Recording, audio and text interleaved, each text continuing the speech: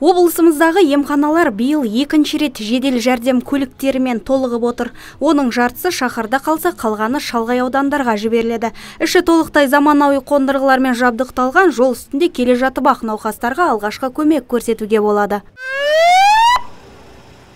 Жедел жәрдем көлігімен қамтылғандардың ішінде Арыс аудандық орталық ауруханасы да бар. Емхана қызметкерлері енді медициналық көмек көрсету сапасы одан әрі арта түсетіндігін айтуда. Себебі оларға бұған дейін жедел жәрдем көлігінің жетіспеушілігі қиындық туғызған көрінеді. Біздерге бір қуанышы жағдай отыр. Өйткені жедел жәрдем көлігін бізге тапсырылып, алып жатқан жайымыз бар.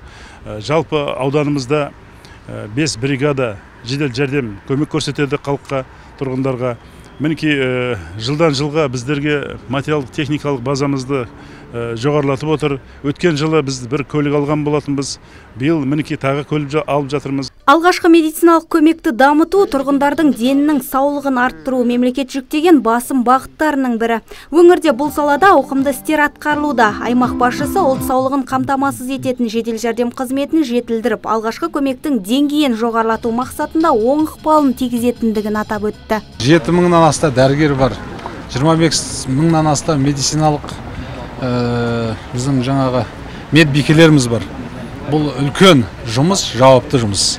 Сондықтан да 3 миллион халыққа қызмет жасап отырған осы медицина қызметкерлерімізді мен шын жүректен құттықтағым келеді. Себебі біз айтамыз ғой, адамның ең қымбат нәрсесі ол өмір.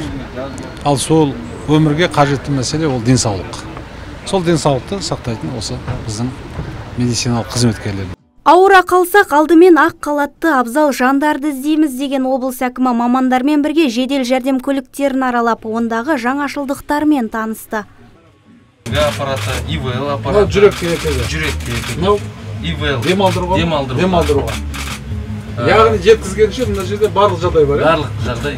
Қалалық жедел медициналық жәрдем көрсету станциясының диспетчерлігіне тәулігіне 2000-нан астам шақырту түседі екен. Бүгінгі таңда шақыртулар бойынша 19 бекеттегі 81 бригада қалалықтарға қызмет көрсетуде. Дәрігерлердің есебі бойынша көрші аудандардан қосылған ауылдардың халық санын ескергенде қажеттілік 100 бригададан асады деп отыр. Кезекшілер қоңырау шалғандар науқастың ауру белгілерін нақты айтып, мекен-жайын дұрыс түсіндірсе, тиісті жәрдем жедел жетеді дейді. Мадина Абайқызы, Мурат Адинаев, ТВК телеарнасы.